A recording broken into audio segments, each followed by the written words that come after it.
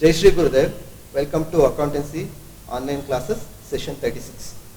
So, previous session ಅಲ್ಲಿ ನಾವೇನು ಮಾಡಿದ್ವು, ಸಿ ಅಡ್ಮಿಟ್ ಆದಾಗ ಒಂದು ಆಕ್ಟಿವಿಟಿ ಕ್ರಿಯೇಟ್ ಆಗುತ್ತೆ. ಆ ಆಕ್ಟಿವಿಟಿ ಯಾರು ಮಾಡಬೇಕು? ಫರ್ಮ್ ಮಾಡಬೇಕು on behalf of the old partners A and B. So ಆ ಆಕ್ಟಿವಿಟಿಗೆ ಏನು ಹೆಸರು ಕೊಟ್ಟಿದ್ದೀವಿ?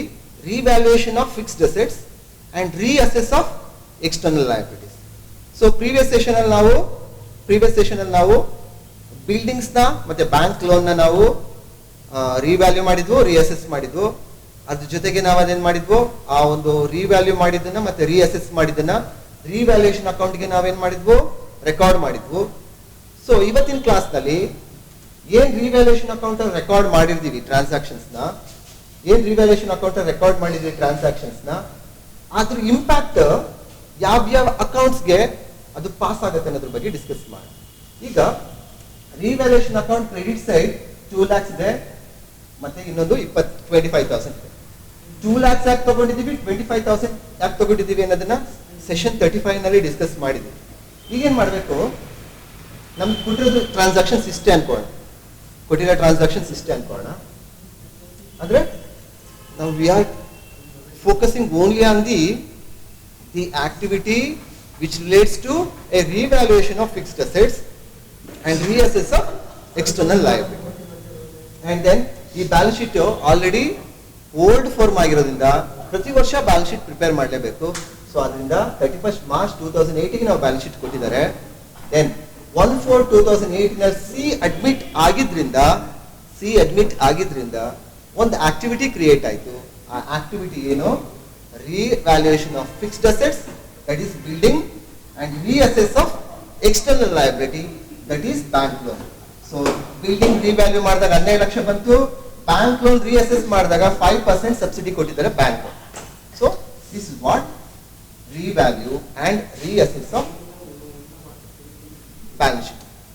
So ಈಗ ರಿವ್ಯಾಲ್ಯೂಯೇಷನ್ ಅಕೌಂಟ್ ಅಲ್ಲಿ ಇನ್ಯಾವುದು ಟ್ರಾನ್ಸಾಕ್ಷನ್ಸ್ ಇಲ್ಲ, ನಾವು ಅದೇನ್ ಮಾಡ್ಬೇಕು, ಈಗ ರಿವ್ಯಾಲ್ಯೂಯೇಷನ್ ಅಕೌಂಟ್ ಕ್ಲೋಸ್ ಮಾಡಿ 2,25,000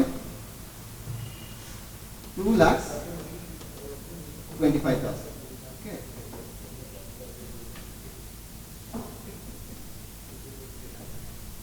So ಏನಿದೆ ಈ ಕ್ರೆಡಿಟ್ ಸೈಡ್, ಏನಿದೆ ರಿವ್ಯಾಲ್ಯೂಯೇಷನ್ ಅಕೌಂಟ್ ಅಲ್ಲಿ, ಈ ಕ್ರೆಡಿಟ್ ಸೈಡ್ ನಾವು ರೆವೆನ್ಯೂ ಅಂತ ಕರಿಬಹುದು. Revenue, okay. ಡೆಬಿಟ್ ಸೈಡ್ ಏನಂತ ಕರಿಬಹುದು,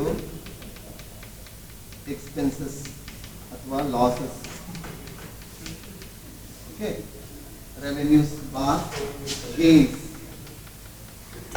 ಓಕೆ, ನೋಡಿ ಎಕ್ಸ್ಪೆನ್ಸಸ್ಗೂ ರೆವೆನ್ಯೂಸ್ಗೂ ನಿಮ್ಗೆ ಡಿಫರೆನ್ಸ್ ಗೊತ್ತು. Expenses is a regular, revenues are regular, but gains and losses are not regular. ಇಲ್ಲಿ ಏನಾಗಿದೆ, ಅಸೆಟ್ ವ್ಯಾಲ್ಯೂ ಇನ್ಕ್ರೀಸ್ ಆಗಿದೆ, which means gain. Bank loan ಕಮ್ಮಿ ಆಗಿದೆ, ದಟ್ ಮೀನ್ಸ್ ಗೇನ್. ಅದೇ ಅಸೆಟ್ ವ್ಯಾಲ್ಯೂ ಕಮ್ಮಿ ಆಗಿದ್ರೆ loss. Bank loan obligation increase ಆಗಿದ್ರೆ loss. Okay, ಈಗ ಏನಾಯ್ತು, gain is more than loss. ಎಷ್ಟು? ಇಲ್ಲಿ ನೋಡಿ 0 ಇದೆ ಅನ್ಕೋಬೇಕು. ಸೊ 0 ಇಂದ 2.25 lakhs ಕಳೆದ್ರೆ 2.25 lakhs ಬರುತ್ತೆ. 0 ಇಂದ ಕಳೆದ್ರೆ ದಿಸ್ 2.25 ಏನ್ lakhs ಇದೆ, ಇಟ್ ಇಸ್ ಎ ಗೇನ್. ಇದು ಯಾರಿಗೆ ಕೊಡಬೇಕು? To partners. Okay, to partners ಕೊಡಬೇಕು. ಜೊತೆಗೆ ಇದನ್ನ ಯಾವ ಅಕೌಂಟಿಗೆ ಟ್ರಾನ್ಸ್ಫರ್ ಮಾಡಬೇಕು? ಪಾರ್ಟ್ನರ್ ಅಸೆಟ್ಸ್ ನಾವು ಏನಂತ ಅಕೌಂಟ್ ಓಪನ್ ಮಾಡಿದ್ವಿ? Partners capital account. To partners capital. ಯಾರ್ಯಾರು? A and B. Profit sharing ratio ಎಷ್ಟಿದೆ? ಈಕ್ವಲ್. ಅಂದ್ರೆ 1,12,500 1,12,500 1,12,500 ಅಂದ್ರೆ 2.25 ಲಕ್ಷನ ಅರ್ಧ ಭಾಗ ಮಾಡಿದೀವಿ, ಎಗೆ ಅರ್ಧ, ಬಿಗೆ ಅರ್ಧ ಮಾಡಿದಾಗ 1,12,500 1,12,500. ಸೊ ರಿವ್ಯಾಲ್ಯೂಯೇಷನ್ ಅಕೌಂಟ್ ಕ್ಲೋಸ್ ಆಗಿದೆ. ಸೊ ಎಂಟ್ರಿ ಏನ್ ಬಂತು? Revaluation account debit to partners capital account. So revaluation account debit ಮಾಡಿದ್ವಿ, ಇನ್ ಯಾವ ಅಕೌಂಟ್ ಅದನ್ನ ಕ್ರೆಡಿಟ್ ಮಾಡಬೇಕು? Partners capital account. So partners capital account created by revaluation account ಎಷ್ಟು? 1,12,000 500 1,12,500. ಸಿಗೆ ಹಂಚುವಾಗಿಲ್ಲ, ಯಾಕೆಂದ್ರೆ this is profit arrived before C is admitted in the partnership. ಇದರಲ್ಲಿ ಸಿ ಪಾರ್ಟಿಸಿಪೇಷನ್ ಇಲ್ಲ, ಅವನಿಗೆ ಅದಕ್ಕೆ ಪ್ರಾಫಿಟ್ ಕೊಡೋಂಗಿಲ್ಲ. ಅರ್ಥ ಆಗ್ತಿದ್ಯಾ? ನೆಕ್ಸ್ಟ್, ಸೊ ರಿವ್ಯಾಲ್ಯೂಯೇಷನ್ ಅಕೌಂಟ್ ಹೇಗೆ ಕ್ಲೋಸ್ ಮಾಡಿದ್ವು, ಅಂಡ್ ದೆನ್ ಪಾರ್ಟ್ನರ್ಸ್ ಕ್ಯಾಪಿಟಲ್ ಅಕೌಂಟ್ಗೆ ಈ ರಿವ್ಯಾಲ್ಯೂಯೇಷನ್ ಅಕೌಂಟ್ ಪ್ರಾಫಿಟ್ ಹೇಗೆ ಬಂತು ಅನ್ನೋದು ಡಿಸ್ಕಸ್ ಮಾಡಿದ್ವು. ಎಂಟ್ರಿ ನೋಡಿ, revaluation account debit to partners capital account. So revaluation account ಅಲ್ಲಿ 2.25 lakhs ನಾವು ಡೆಬಿಟ್ ಮಾಡಿರ್ತೀವಿ.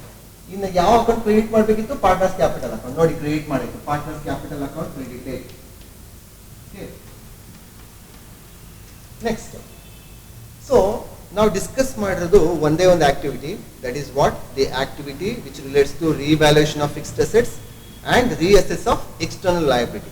ಇದು ಯಾವಾಗ ಬಂತು ಈ ಒಂದು particular activity? When C is admitted into the partnership on 1/4/2018. So C admit ಆದ ತಕ್ಷಣ ನಮ್ಮ ಫರ್ಮ್ಗೆ, ಪ್ರತಿಯೊಂದು ಫರ್ಮಿಗೆ ಈ ಅಡ್ಮಿಷನ್ ಟೈಮಲ್ಲಿ ತನ್ನ ಅಸೆಟ್ಸ್ಗಳನ್ನ ಮತ್ತೆ ಲಯಬಿಲಿಟೀಸ್ಗಳನ್ನ ಮತ್ತೆ ರಿವ್ಯಾಲ್ಯೂ ಮಾಡಬೇಕು ಆ್ಯಂಡ್ ರೀಅಸೆಸ್ ಮಾಡಬೇಕು. ಅದರಲ್ಲಿರೋ ಬಂದಿರೋ ಗೇನ್ ಮತ್ತೆ ಲಾಸಸ್ನ ಯಾರಿಗೆ ಹಂಚಬೇಕು? ಪಾರ್ಟ್ನರ್ಸಿಗೆ ಹಂಚಬೇಕು. ಪಾರ್ಟ್ನರ್ಸ್ ಯಾರು ಇಲ್ಲಿ? A and B. ಇವ್ರಿಗೆ ಹಂಚಬೇಕು ಅಂದ್ರೆ ನಾವು ಯಾವ ಅಕೌಂಟ್ ಓಪನ್ ಮಾಡಿದೀವಿ ಹಂಚಬೇಕು ಅಂದ್ರೆ ಇವ್ರಿಗೆ ಹಂಚಬೇಕು ಅಂದ್ರೆ ಪಾರ್ಟ್ನರ್ಸ್ ಕ್ಯಾಪಿಟಲ್ ಅಕೌಂಟ್ಗೆ ನಾವು ಹಂಚಬೇಕು, ಅಥವಾ ಇವ್ರ ಹೆಸರಲ್ಲಿ ನಾವು ಪಾರ್ಟ್ನರ್ಸ್ ಕ್ಯಾಪಿಟಲ್ ಅಕೌಂಟ್ ಓಪನ್ ಮಾಡಿದ್ದೀವಿ. ಈಗ ನೋಡಿ, ಪ್ರಾಫಿಟ್ ಬಂದ ತಕ್ಷಣ ಇವ್ರದ್ದು ಕ್ಯಾಪಿಟಲ್ ಬ್ಯಾಲೆನ್ಸ್ ಏನಾಗ್ತಾ ಇದೆ? ಇನ್ಕ್ರೀಸ್ ಆಗ್ತದೆ. ನೋಡಿ, ಕ್ರೆಡಿಟ್ ಸೈಡ್ ಅಂದ್ರೆ ಲಯಬಿಲಿಟಿ ಇನ್ಕ್ರೀಸ್ ಅಂತ, ಡೆಬಿಟ್ ಸೈಡ್ ಅಂದ್ರೆ ಲಯಬಿಲಿಟಿ ಡಿಕ್ರೀಸ್ ಅಂತ. ಆಯ್ತಾ? ಸೊ ಈಗ ಫರ್ಮ್ನ ಆಬ್ಲಿಗೇಷನ್ ಏನಾಗ್ತು? ರಿವ್ಯಾಲ್ಯೂಯೇಷನ್ ಅಕೌಂಟ್ ಪ್ರಾಫಿಟ್ ಬಂದ ತಕ್ಷಣ ಫರ್ಮ್ಸ್ ಪಾಯಿಂಟ್ ಆಫ್ ವ್ಯೂನಲ್ಲಿ ಫರ್ಮ್ನ ಆಬ್ಲಿಗೇಷನ್ ಏನಾಯ್ತು? ಜಾಸ್ತಿ ಆಯ್ತು. ಅಂಡರ್ಸ್ಟ್ಯಾಂಡ್? ಈಗ ಈ ಒಂದು ಆಕ್ಟಿವಿಟಿ ಇಟ್ಕೊಂಡಿದೀವಿ. ಈ ಒಂದು ಆಕ್ಟಿವಿಟಿನ ಇದೊಂದು ಚೇಂಜಸ್ ಆಯ್ತು, ಅಡ್ಮಿಷನ್ ಟೈಮಲ್ಲಿ ಇದೊಂದೇ ಚೇಂಜ್ ಆಯ್ತು ಅನ್ಕೊಳ್ಳಿ. ಚೇಂಜ್ ಆದ್ಮೇಲೆ ಯಾವ ತರ ಪಾರ್ಟ್ನರ್ಸ್ ಕ್ಯಾಪಿಟಲ್ ಅಕೌಂಟ್ ನೋಡಕ್ ಕಾಣುತ್ತೆ, ರಿವ್ಯಾಲ್ಯೂಯೇಷನ್ ಅಕೌಂಟ್ ಆಲ್ರೆಡಿ ಹೇಗೆ ನೋಡಕ್ ಕಾಣುತ್ತೆ ಅನ್ನೋದ್ರ ಬಗ್ಗೆ ಡಿಸ್ಕಸ್ ಮಾಡಾಯ್ತು. ಜೊತೆಗೆ ಪಾರ್ಟ್ನರ್ಸ್ ಕ್ಯಾಪಿಟಲ್ ಅಕೌಂಟ್ ಹೇಗೆ ನೋಡಕ್ ಕಾಣುತ್ತೆ, ಅದಾದ್ಮೇಲೆ ಚೇಂಜ್ ಆಗಿರೋ ಬ್ಯಾಲೆನ್ಸ್ ಶೀಟ್ 1/4/2018 ನಲ್ಲಿ ನೋಡಕ್ ಹೇಗೆ ಕಾಣುತ್ತೆ ಅನ್ನೋದ್ರ ಬಗ್ಗೆ ಡಿಸ್ಕಸ್ ಮಾಡಿ. ಈಗ ನೋಡಿ, ಪಾರ್ಟ್ನರ್ಸ್ ಕ್ಯಾಪಿಟಲ್ ಅಕೌಂಟ್ಗೆ ನಾವೇನ್ ಮಾಡ್ಬೇಕು? ದ ಮೋಸ್ಟ್ ಇಂಪಾರ್ಟೆಂಟ್ ವರ್ಕ್ ಏನಂತ ಹೇಳಿದ್ರೆ, ಹಳೆ ಬ್ಯಾಲೆನ್ಸ್ ಶೀಟ್ ಕೊಟ್ಟಿರ್ತಾರೆ ಹೋದ ವರ್ಷದ್ದು, ಅಲ್ಲಿ ಏದು ಕ್ಯಾಪಿಟಲ್ ಬಿ ಕ್ಯಾಪಿಟಲ್ ಕೊಟ್ಟಿರ್ತಾರೆ. ನಾವೇನ್ ಮಾಡ್ಬೇಕು? ಈ ಬ್ಯಾಲೆನ್ಸ್ ನ ಹೊಸದಾಗಿ ಈ ನ್ಯೂ ಪಾರ್ಟ್ನರ್ ಬರ್ತಾನಲ್ಲ, ಅವಾಗ ಹೊಸದಾಗಿ ಒಂದು ಪಾರ್ಟ್ನರ್ಸ್ ಕ್ಯಾಪಿಟಲ್ ಅಕೌಂಟ್ ಓಪನ್ ಮಾಡ್ತೀವಲ್ಲ, ಅದಕ್ಕೆ ನಾವು ಟ್ರಾನ್ಸ್ಫರ್ ಮಾಡಬೇಕು. ಓಕೆ, ಸೊ ಈ 5 ಲಕ್ಷ ಮತ್ತೆ 5 ಲಕ್ಷ ಎ ಬಿ ಇದು ನಾವೇನ್ ಮಾಡಬೇಕು? ಪಾರ್ಟ್ನರ್ಸ್ ಕ್ಯಾಪಿಟಲ್ ಅಕೌಂಟ್ ಅಲ್ಲಿ ನ್ಯೂ ಪಾರ್ಟ್ನರ್ ಬಂದ್ಮೇಲೆ ಏನ್ ಅಕೌಂಟ್ ಓಪನ್ ಮಾಡ್ತೀವಿ, ಆ ಬ್ಯಾಲೆನ್ಸ್ ನ, ಕ್ಲೋಸಿಂಗ್ ಬ್ಯಾಲೆನ್ಸ್ ನ ಈ ವರ್ಷಕ್ಕೆ ಓಪನಿಂಗ್ ಬ್ಯಾಲೆನ್ಸ್ ಆಗಿ ಕನ್ವರ್ಟ್, ಹೋದ ವರ್ಷದ ಬ್ಯಾಲೆನ್ಸ್ ನ ಕ್ಯಾರಿ ಫಾರ್ವರ್ಡ್ ಮಾಡಬೇಕು. By balance brought down 5 lakhs. C ಇನ್ನು ನೋಡಿ ಅಡ್ಮಿಷನ್ ಆಗಿದೆ, ಸಿ ಇನ್ನು ನ್ಯೂ ಕ್ಯಾಪಿಟಲ್ ಕೊಟ್ಟಿಲ್ಲ ಅನ್ಕೊಳ್ಳಿ, ಕೊಟ್ಟಿಲ್ಲ. ಕೊಟ್ರೆ ಡಿಫ್ರೆಂಟ್ ಟ್ರಾನ್ಸಾಕ್ಷನ್ಸ್ ಆಗುತ್ತೆ, ಇನ್ನೂ ಒಂದು ಎಕ್ಸ್ಟ್ರಾ ಟ್ರಾನ್ಸಾಕ್ಷನ್ಸ್ ಕ್ರಿಯೇಟ್ ಆಗುತ್ತೆ. ಎಲ್ಲವನ್ನೂ ಒಟ್ಟಿಗೆ ಹೇಳ್ತಾ ಹೋದ್ರೆ ನಿಮಗೆ ಅಂಡರ್ಸ್ಟ್ಯಾಂಡಿಂಗ್ ಆಗ ಕಷ್ಟ ಅಂತ ಇವತ್ತಿನ ಸೆಷನ್ ಅಲ್ಲಿ ಮತ್ತೆ ಪ್ರೀವಿಯಸ್ ಸೆಷನ್ ಅಲ್ಲಿ, ಇವೆರಡು ಸೆಷನ್ ಅಲ್ಲಿ ನಾವೇನ್ ಮಾಡಿದೀವಿ, ಒಂದೇ ಒಂದು ಆಕ್ಟಿವಿಟಿನ ಬೇಸಾಗಿ ಇಟ್ಕೊಂಡು ನಾವು revaluation account, partners capital account ಮತ್ತೆ ಇನ್ನೊಂದು ನ್ಯೂ ಬ್ಯಾಲೆನ್ಸ್ ಶೀಟ್ ಮಾಡೋಣ. ಓಕೆ, ಸೊ ಇದನ್ನು ತಗೊಂಡಾಯ್ತು. ಓಕೆ, ಈಗ ಪಾರ್ಟ್ನರ್ಸ್ ಕ್ಯಾಪಿಟಲ್ ಅಕೌಂಟ್ ಇನ್ನು ಯಾವ ಟ್ರಾನ್ಸಾಕ್ಷನ್ ಪಾರ್ಟ್ನರ್ಸ್ಗೆ ಸಂಬಂಧಪಟ್ಟಿ ಇಲ್ಲ, ಅದಕ್ಕೆ ಏನ್ ಮಾಡಬೇಕು? ಪಾರ್ಟ್ನರ್ಸ್ ಕ್ಯಾಪಿಟಲ್ ಅಕೌಂಟ್ ನಾವು ಕ್ಲೋಸ್ ಮಾಡಿ ಸಿ ಯಾವುದು ಇಲ್ಲ, 6,12,500, 6,12,500 ಸಿ ಯಾವುದು ಬ್ಯಾಲೆನ್ಸ್ ಇಲ್ಲ, 6,12,500, 6,12,500.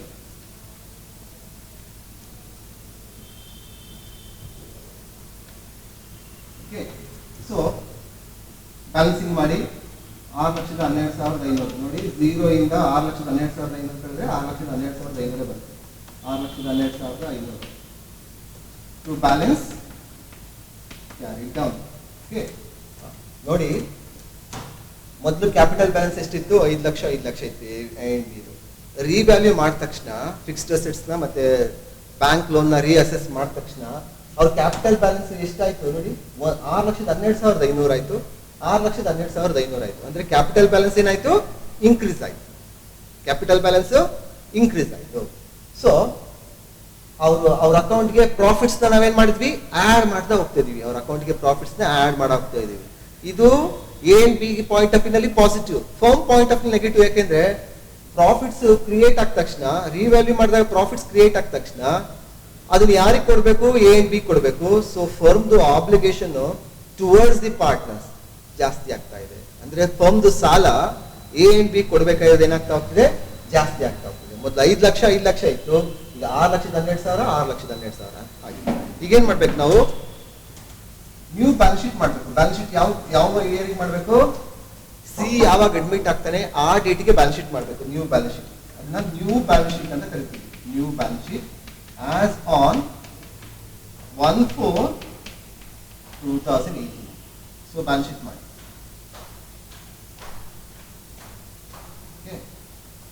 ಫಸ್ಟ್ ಈ ಕ್ಯಾಪಿಟಲ್ ಬ್ಯಾಲೆನ್ಸ್ ತಗೊಂಡ್ಬಿಡಿ. First capitals A B. ಎದೆಷ್ಟು 6,12,500, ಬಿ ದೆಷ್ಟು 6,12,500. ಓಕೆ, ಸೊ ಎಷ್ಟಾಗುತ್ತೆ, 12,25,000 ಆಗುತ್ತೆ. 12,25,000 12,25,000 ಆಯ್ತು. ಯಾವುದು ಲಯಬಿಲಿಟಿ ಸೈಡ್. ಓಕೆ, ಈಗ ಹಳೆ ಬ್ಯಾಲೆನ್ಸ್ ಶೀಟ್ ಅಲ್ಲಿ ಬ್ಯಾಂಕ್ ಲೋನು ಇದೆ, ಬಿಲ್ಡಿಂಗ್ಸ್ ಇದೆ, ಕ್ಯಾಶ್ ಇದೆ. ಯಾವ್ದನ್ನ ಮಾತ್ರ ಚೇಂಜ್ ಮಾಡಿದೀವಿ, ಈ ಪೋರ್ಷನ್ ಮಾತ್ರ ಚೇಂಜ್ ಮಾಡಿದೀವಿ. ಓಕೆ, ಇಲ್ಲಿ ನೋಡಿ, ಫಸ್ಟ್ ಲಯಬಿಲಿಟಿ ಸೈಡ್ ಬನ್ನಿ. ಬ್ಯಾಂಕ್ ಲೋನು 5 ಲಕ್ಷ ಇತ್ತು, ಈಗ ಎಷ್ಟು ಲಕ್ಷ ಆಗಿದೆ, 4,75,000. ನೋಡಿ, ಕನ್ಫ್ಯೂಷನ್ ಆಗ್ಬಿಡಿ. ಬ್ಯಾಂಕ್ ಲೋನು ಕಂಪ್ಲೀಟ್ ಆಗಿ ಕ್ಲೋಸ್ ಆಗಿಲ್ಲ. ಇದರಲ್ಲಿ 25,000 ರೂಪಾಯಿ ದುಡ್ಡು ಮಾತ್ರ ಏನಾಗಿದೆ, ಕಮ್ಮಿ ಆಗಿದೆ. ಅಂದ್ರೆ ಬ್ಯಾಂಕ್ ಲೋನಿಗೆ ನಾವು ಸಾಲ ತೀರಿಸಬೇಕಾದ್ರೆ ಎಷ್ಟು, ಬ್ಯಾಂಕ್ ಲೋನ್ಗೆ 4,75,000. 4,75,000 bank loan. 5 ಲಕ್ಷದಲ್ಲಿ ಈ 25,000 ರೂಪಾಯಿ ಕಳೆದಿದ್ದೀವಿ, 4,75,000. ನೋಡಿ, ಸೊ ನ್ಯೂ ಬ್ಯಾಲೆನ್ಸ್ ಶೀಟ್ ಮಾಡಬೇಕಾದ್ರೆ ಯಾವುದೇ ರೀತಿ ಅಸೆಟ್ಸ್ ಓಲ್ಡ್ ಬ್ಯಾಲೆನ್ಸ್ ಶೀಟ್ ಅಲ್ಲಿ ಇದೆ, ಯಾವುದೇ ರೀತಿ ಅಸೆಟ್ಸ್ ಚೇಂಜಸ್ ಆಗಲ್ಲ. ಬಿಲ್ಡಿಂಗ್ ಆಸ್ ಇಟ್ ಈಸ್ ಇದೆ, ಕ್ಯಾಶ್ ಯಾವುದೇ ರೀತಿ ಚೇಂಜಸ್ ಆಗಿಲ್ಲ, ಆಸ್ ಇಟ್ ಈಸ್ ಇರುತ್ತೆ. Bank loan as it is ಇರುತ್ತೆ, ಕ್ಯಾಪಿಟಲ್ಸ್ ಆಸ್ ಇಟ್ ಈಸ್ ಇರುತ್ತೆ. ಆದ್ರೆ ಸಿ ಬಂದಾಗ ಯಾವ್ದಾರ ಫಿಕ್ಸ್ಡ್ ಅಸೆಟ್ಸ್ ಮೇಲೆ ಚೇಂಜಸ್ ಆಗುತ್ತೆ, ಆ ಚೇಂಜ್ ಆಗಿರೋ ಫಿಗರ್ಸ್ ನಾವೇನ್ ಮಾಡ್ಬೇಕು, ಇಲ್ಲಿ ರೆಕಾರ್ಡ್ ಮಾಡ್ಬೇಕು. ಅದು ಈ ಒಂದು ಲಯಬಿಲಿಟೀಸ್ ಆಗಿರ್ಲಿ ಅಥವಾ ಫಿಕ್ಸ್ಡ್ ಅಸೆಟ್ಸ್ ಆಗಿರ್ಲಿ. ಸೊ ಲಯಬಿಲಿಟಿ ಸೈಡ್ ಪೋರ್ಷನ್ ಮುಗಿದೋಯ್ತು. ಈಗ ಬಿಲ್ಡಿಂಗ್ಸ್ ನೋಡಿ. ಬಿಲ್ಡಿಂಗ್ಸ್ 1/4/2018 ನಾವು ಎಷ್ಟು ಲಕ್ಷ ಅಂತ ಹೇಳಿದ್ವಿ, ಬಿಲ್ಡಿಂಗ್ಸ್ ವ್ಯಾಲ್ಯೂ 12 lakhs ಅಂತ ಹೇಳಿದ್ವಿ. ಲೆಕ್ಕದಲ್ಲಿ ಕೊಟ್ಟಿದ್ದಾರೆ 12 lakhs ಅಂತ ಹೇಳಿದ್ವಿ. ಓಕೆ, ನೆಕ್ಸ್ಟ್ ಕ್ಯಾಶ್ ಯಾವುದೇ ರೀತಿ ಚೇಂಜಸ್ ಆಗಿಲ್ಲ. ಕ್ಯಾಶ್ ಓಕೆ, ಕ್ಯಾಶ್ ಯಾವುದೇ ರೀತಿ ಚೇಂಜಸ್ ಆಗಿಲ್ಲ. ಸೊ ಎಷ್ಟಿದೆ ಕ್ಯಾಶ್, 5 lakhs ಇದೆ.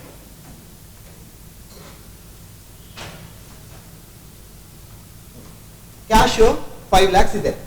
ಸೊ ಈಗೇನ್ ಮಾಡ್ಬೇಕು, ಬಿಲ್ಡಿಂಗ್ಸ್ ರೆಕಾರ್ಡ್ ಮಾಡಾಯ್ತು. ಅಂದ್ರೆ ಬಿಲ್ಡಿಂಗ್ ಹಳೆ ವ್ಯಾಲ್ಯೂ ರೆಕಾರ್ಡ್ ಮಾಡಿಲ್ಲ, ಚೇಂಜ್ಡ್ ವ್ಯಾಲ್ಯೂ ರೆಕಾರ್ಡ್ ಮಾಡಿದ್ವಿ. ಕ್ಯಾಶ್ ಅಲ್ಲಿ ಯಾವುದೇ ರೀತಿ ಚೇಂಜಸ್ ಇಲ್ಲ. ಸೊ ಅದರಿಂದ ಓದ್ಸತಿ ಏನಿತ್ತು ಅದೇ ತರ ಆಸ್ ಇಟ್ ಈಸ್ ನಾವು ರೆಕಾರ್ಡ್ ಮಾಡಿದ್ವಿ.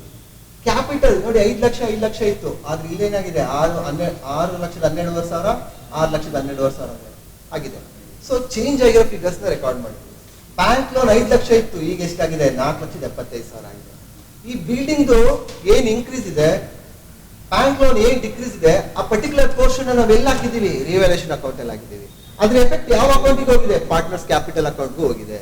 Okay, partners capital account final effect ಎಲ್ಲಿಗೆ ಬಂದಿದೆ, ಬ್ಯಾಲೆನ್ಸ್ ಶೀಟ್ ಬಂದಿದೆ. ನೋಡಿ, ಇದು ಪರ್ಟಿಕ್ಯುಲರ್ ಪೋರ್ಷನ್ ಇದೆಯಲ್ಲ, ಇದು ಎಲ್ಲಿ ಬಂದಿದೆ, ಇಲ್ಲಿ ಬಂದಿದೆ, ಇಲ್ಲಿ. ಸೊ ಏನೇನು ಟ್ರಾನ್ಸಾಕ್ಷನ್ಸ್ ಇತ್ತು ಅವೆಲ್ಲ ರೆಕಾರ್ಡ್ ಮಾಡಿದ್ದೀವಿ. ರೆಕಾರ್ಡ್ ಮಾಡಿ ಟೋಟಲ್ ಮಾಡಿ 2 ಕಡೆ 12 + 5 17 ಲಕ್ಷ. ಓಕೆ, 12,25,000ಕ್ಕೆ 75,000 ಸೇರಿಸಿದ್ರೆ 13 ಲಕ್ಷ, 13 ಲಕ್ಷಕ್ಕೆ 4 ಲಕ್ಷ ಸೇರಿಸಿದ್ರೆ 17 ಲಕ್ಷ. ಸೊ ಬ್ಯಾಲೆನ್ಸ್ ಶೀಟ್ ಏನಾಯ್ತು. ಸೊ ಇಲ್ಲಿ ನಾವು ಎಕ್ಸಾಮಿನೇಷನ್ ಅಲ್ಲಿ ಯಾವ ತರ ಕೊಡ್ತಾರೆ, ಓಲ್ಡ್ ಬ್ಯಾಲೆನ್ಸ್ ಶೀಟ್ ಕೊಡ್ತಾರೆ, ಜೊತೆಗೆ ಪಾರ್ಟ್ನರ್ ಸಿ ಅಡ್ಮಿಟ್ ಆದ ತಕ್ಷಣ ಏನೆಲ್ಲ ಆಕ್ಟಿವಿಟೀಸ್ಗಳು, ಎಕ್ಸ್ಟ್ರಾ ಆಕ್ಟಿವಿಟೀಸ್ಗಳು, ಈಸ್ ನಥಿಂಗ್ ಬಟ್ ಟ್ರಾನ್ಸಾಕ್ಷನ್ಸ್ಗಳು ಕ್ರಿಯೇಟ್ ಆಯಿತು ಅನ್ನೋದ್ರ ಬಗ್ಗೆ ಇನ್ಫಾರ್ಮೇಶನ್ ಕೊಟ್ಟಿರ್ತಾರೆ. ಇಲ್ಲಿ ನಾವು ಒಂದೇ ಒಂದು ಆಕ್ಟಿವಿಟಿನ ತಗೊಂಡಿದ್ದೀವಿ, ಅದ್ಯಾವುದು revaluation of fixed assets and reassess of external liabilities. ಅದೊಂದೇ activity, reassess of external liability, revaluation of fixed assets. ಎರಡು ಆಕ್ಟಿವಿಟಿ ಅಲ್ಲ, ಒಂದೇ ಆಕ್ಟಿವಿಟಿ, ಆದ್ರೆ ಎರಡು ವೇ ಇದೆ, ಎರಡು side, asset side, liability side. Okay, so ಒಂದು ಆಕ್ಟಿವಿಟಿ, ಒಂದೇ ಒಂದು ಆಕ್ಟಿವಿಟಿಯಿಂದ ಯಾವ ರೀತಿ ಹಳೆ ಬ್ಯಾಲೆನ್ಸ್ ಶೀಟ್ ಅಲ್ಲಿ ಏನ್ ಕಂಟೆಂಟ್ಸ್ ಇತ್ತು ಅದೇ ನ್ಯೂ ಬ್ಯಾಲೆನ್ಸ್ ಶೀಟ್ ಅಲ್ಲಿ ಯಾವ ತರ ಅದು ಕನ್ವರ್ಟ್ ಆಯ್ತು ಅನ್ನೋದ್ರ ಬಗ್ಗೆ ನೀವು ನೋಡ್ಬೋದು. ಅಂಡ್ ದೆನ್ ಆ ಒಂದು ಆಕ್ಟಿವಿಟಿಯಿಂದ ಯಾವ್ಯಾವ ಅಕೌಂಟ್ಸ್ ಮೇಲೆ ಅದು ಇಂಪ್ಯಾಕ್ಟ್ ಆಯ್ತು ಅನ್ನೋದ್ರ ಬಗ್ಗೆ ನೀವು ಗಮನಿಸ್ಬೇಕು, ಅಬ್ಸರ್ವ್ ಮಾಡಬೇಕು. ಓಕೆ, ಐ ಥಿಂಕ್ ನೀವು ಅಬ್ಸರ್ವ್ ಮಾಡಿದಿರಿ ಅನ್ಸುತ್ತೆ. ಸೊ ಇದನ್ನ ನೀವು ಸೆಷನ್ 35 ಮತ್ತೆ 36 ಅಟ್ ಎ ಟೈಮ್ ನೋಡಿ, ಸೆಷನ್ 35, 36 ಅಟ್ ಎ ಟೈಮ್ ನೋಡಿ. ಏನಾದರೂ ನಿಮಗೆ ಡೌಟ್ಸ್ಗಳು ಕ್ರಿಯೇಟ್ ಆಯಿತು ಅಂದರೆ ಸೊ ಯೂಟ್ಯೂಬ್ ಕಮೆಂಟ್ ಸೆಕ್ಷನಲ್ಲಿ ನೀವು ಅದನ್ನ ಏನು ಮಾಡಿ ಡಿಸ್ಕ್ಲೋಸ್ ಮಾಡಿ. Okay, so I think it is bit difficult because it's A 12 marks illustration.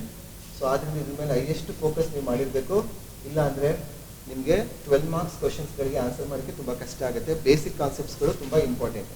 So ಆದ್ದರಿಂದ ಇದು 12 ಮಾರ್ಕ್ಸ್ ಕ್ವಶನ್ ಆಗಿರೋದ್ರಿಂದ ತುಂಬ ಸೂಕ್ಷ್ಮವಾಗಿ ಪ್ರತಿಯೊಂದು ಕಾನ್ಸೆಪ್ಟ್ಸ್ಗಳನ್ನ ಇನ್ನು ಮುಂದಿನ ಸೆಷನ್ದು ಪ್ರತಿಯೊಂದು ಕಾನ್ಸೆಪ್ಟ್ಸ್ಗಳನ್ನ ನೀವು ಕೀನಾಗಿ ಅಬ್ಸರ್ವ್ ಮಾಡಬೇಕು. Okay, so thank you for watching this session.